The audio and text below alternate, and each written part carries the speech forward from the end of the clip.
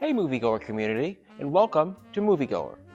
I'm Max Forrest, I'm Paul Ilby. and today we'll be reviewing Star Wars The Last Jedi. So, Star Wars The Last Jedi. Now, I'm not going to be Mr. Negative like a lot of people are about this movie. I'm going to try to incorporate some pros. So, we'll see how I do. Paul freaking hates this movie with a passion. He said over text that he would be here for 2 hours if he could be, saying what he didn't like about this movie. Yes.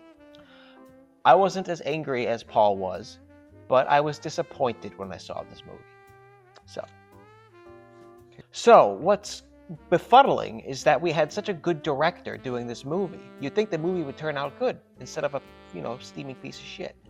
But he did a movie called Brick, which was like this neo-noir movie that took place in high school with Joseph Gordon-Levitt. That was very cool. He did Looper. You see Looper? Yeah. Looper, this awesome movie, this awesome sci-fi thriller with Bruce Willis and, again, Joseph Gordon-Levitt. Yeah. And Knives Out, which I really enjoyed. I thought it was like a really fun, funny movie with a great cast. And, So Rian Johnson said that he wanted to subvert people's expectations. That's what he said. But in the process of doing that, he said, none of this matters. J.J. Abrams would say, people don't go to movies to see that nothing matters. We have Rey, and what's her backstory? Nothing. We have Snoke, the big bad guy, the main villain. Ooh, he's scary. He gets taken out like a bitch. And so what you're left with is this. What JJ is left with is like, what do I do? So he tries to make Rey into a Palpatine, and he tries to turn the main villain into like this clone Palpatine, was it? Yeah. But it just didn't work. What they needed was a plan, right? They just said, here, Rian Johnson, do whatever you want. They needed a plan. Ridiculous. Apparently I heard J.J. Abrams actually did write like a loose script for episodes 8 and 9. Really? And Rian Johnson just completely disregarded it. Colin Trevorrow, I think his name is. Trevorrow? He was going to do the third movie. Then he put out a movie that got panned. So really? They took him off the roster. Is that the right word? Yeah, I guess, yeah. Okay. And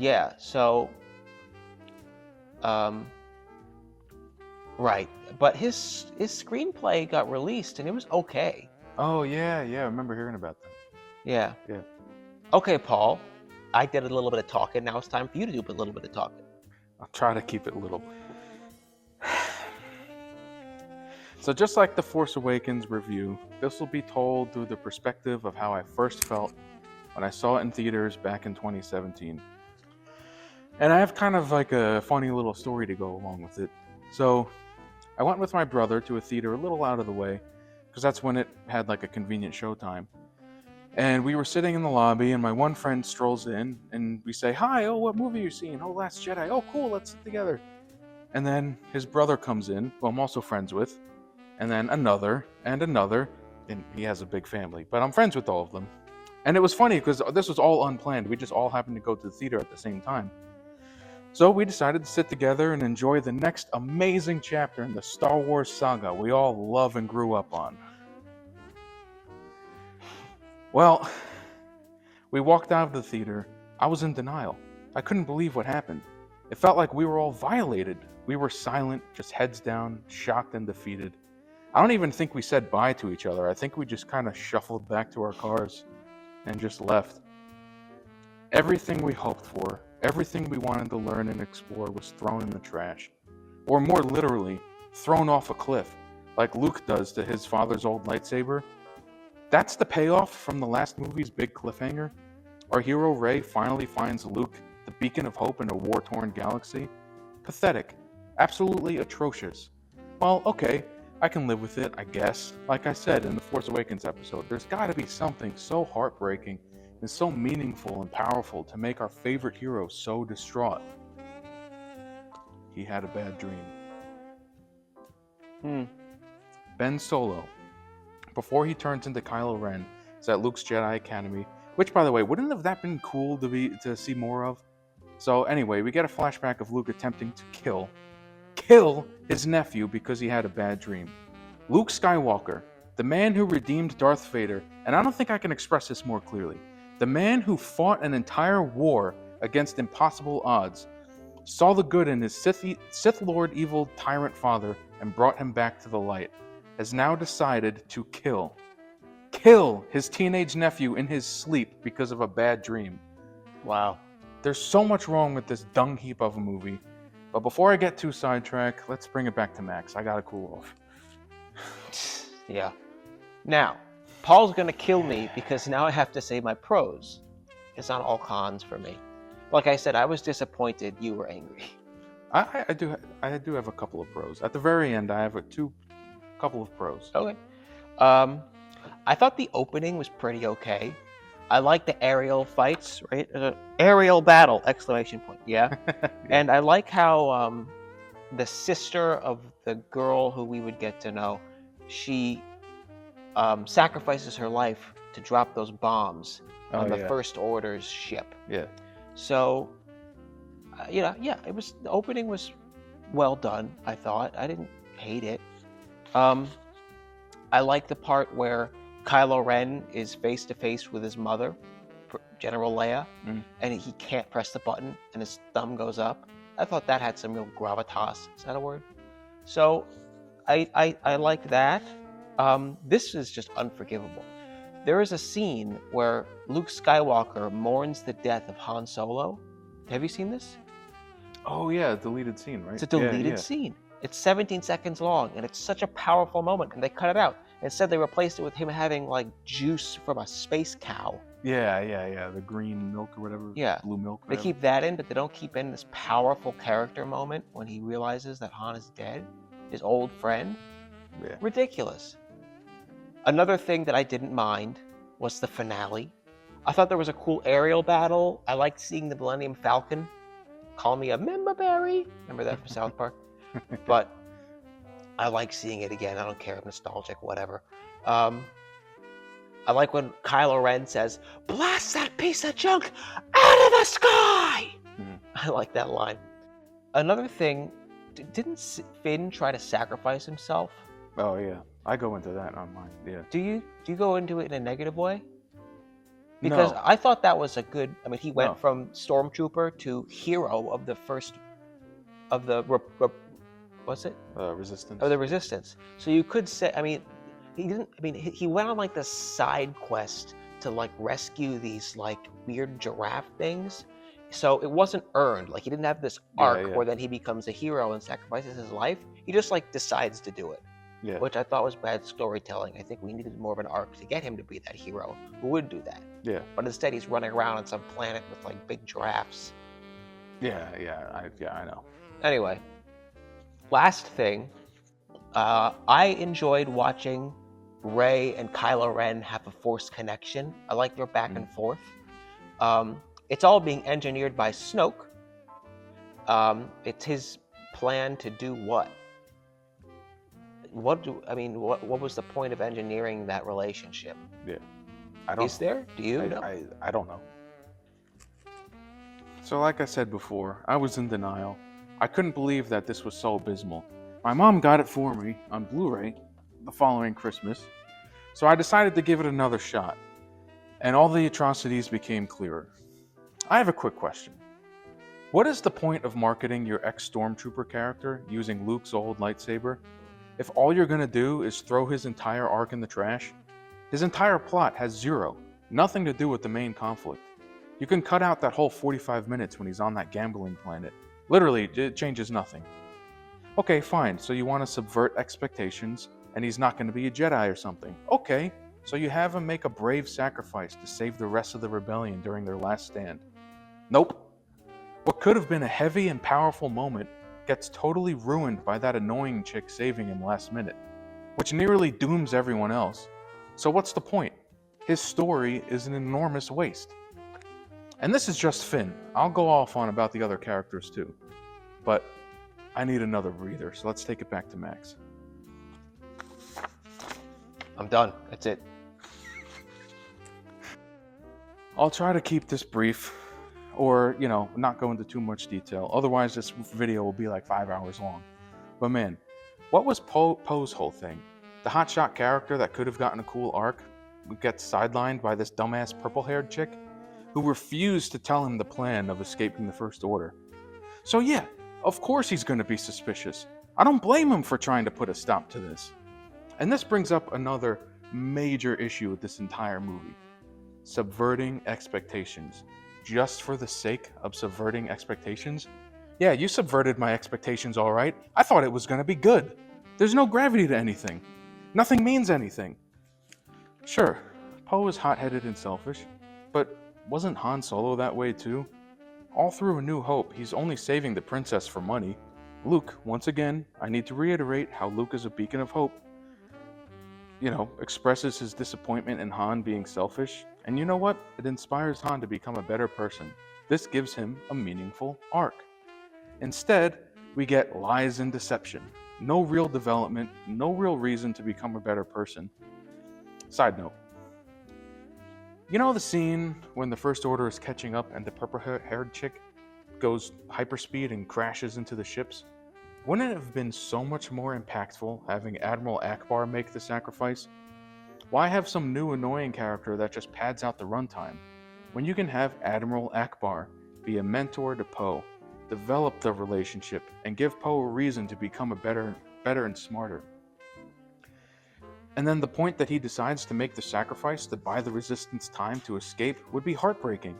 Instead, he gets obliterated off screen when the bridge gets blown up towards the beginning. I didn't even realize he was there. Like, what a waste. You want to subvert expectations? Make them meaningful. Make them actually have a lasting impact on the story and the characters. Pathetic. So let's go over Kylo Ren, the whiny crybaby. So after killing Han in the last movie, I thought we would see him become even more evil and unredeemable, or regret his actions and start a new path. Well, I have to say, the bit where he kills Snoke, I thought that was a neat twist. Oh wow, okay, they took a risk that might actually pay off, which I thought was going to happen when Luke appears during The Last Stand. Okay, maybe this crap will be worth it. Now, remember how in Return of the Jedi, when Luke has that conversation with Vader before being taken to the Emperor? Face to face, he tells him, Anakin Skywalker is not dead, I still see good in you.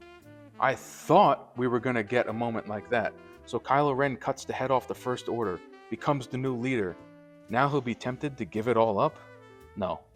Instead, we get Luke toying with him, taunting him, basically tells him, yeah, strike me down and I'll always haunt you like your father. Whatever, nah, you're a loser. See you around, kid. What is that? What does that accomplish? It doesn't inspire Kylo Ren to be better. There's no growth or wisdom. He's the same whiny, annoying loser he was in the last movie. Okay, fine. So Luke does the stupid force projection thing to remain safe so he can come back for real. Nope, he's dead. So he didn't actually have a reunion with his sister? He just stayed a hermit and died alone?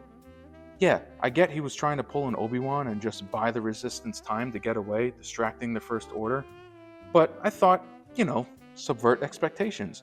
Oh, he actually survives. It was a trick. Nope, he just croaks anyway. I'm just defeated, man. So I rate this a whopping 0.5 out of 5. The only reason this cesspool of slime gets any credit is because it actually looks really good. The cinematography is awesome.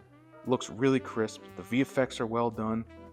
It's such a shame wasting such beautiful imagery on a story that gives me diarrhea. I give it a 2. A 2? Yeah. Discussion, Star Wars. So you like this one? Yeah. That was long. That's gonna be a long ass review. Yeah. With such passion. I get very passionate about things that I enjoy, and it sucks that this thing that I enjoyed got ruined. Did you see that they re-released the Revenge of the Sith and it did very well? Oh yeah, I did. What do you think of the prequels? Because I grew up on the prequels, I like them. Of course, I know that they have their problems, but I guess there's a little bit of that nostalgia value to them. Hayden Christensen was at the Star Wars show, and he was really emotional because he had gotten such shit probably for being in that. Oh yeah. Yeah, he was wow. It was sweet to watch. Yeah. Did you see that Ryan Gosling's in a new Star Wars movie? Oh, I heard something about that. I think it's called Starfighter. Oh, okay. So I guess he's going to be a pilot. I love me some Big Daddy Goss. Just got a deja vu. Yeah. Yeah, man, but I don't think I've actually really sat through the first 3. You know why? It's because of the fucking, like, re-edits. Or not re-edits, but they add in all this stuff. George Lucas. Special editions? Special editions. All that stuff, yeah. There's this guy or group of dudes who found, they even found old reels of film. You know, I have those. Oh, I have the them. original? Yeah, I have the despecialized editions. The despecialized edition. I have those. You know, if you want, I could send you a picture. I have them. I can send you a picture. Go ahead. You can pop it up here if you want. That's cool, though. Yeah. Yeah. Yeah. Did you hear that Topher Grace from That 70s Show?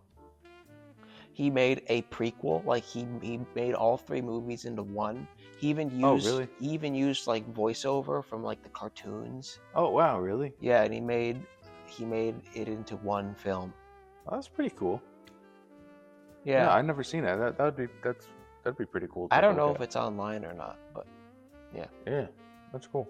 That's a cool idea.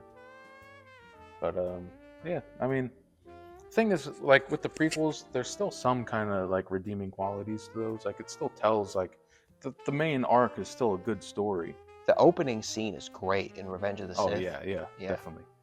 You know what's funny? On my channel, I've been doing a series where like I'll hold up a movie from my collection and I'll say, oh, name a movie with a better opening title sequence, or name a movie with better music.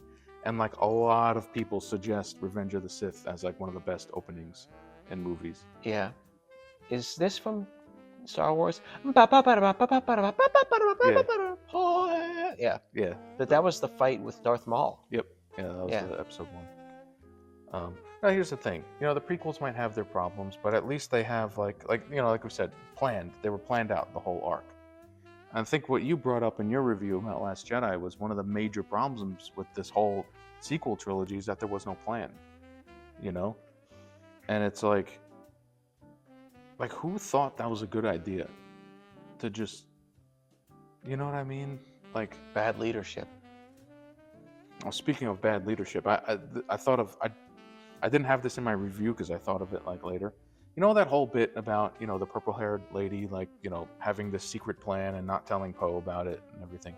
And the whole moral of that story, or of that whole conflict, was that like, oh, you should just trust your leaders. You know, just have faith in your leaders. You know, just you know, trust that we know what we're doing. And it's like, isn't that like not the whole point of like the resistance? Like isn't that like, wouldn't that be something the First Order would want you to do? Blindly trust your leaders? Yeah, right. Like, you know, there's never been anything bad in World War history about blindly trusting people in power. Like, that's such a backwards moral to tell for like the good guys, you know?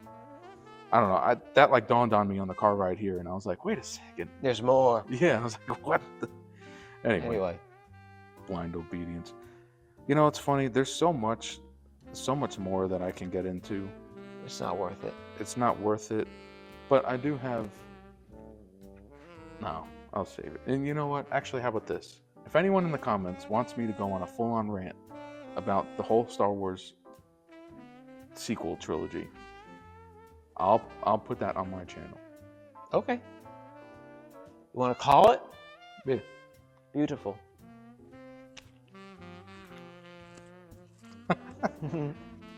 Thanks for watching, everybody. And if you could subscribe and click this playlist right here, that would be greatly appreciated.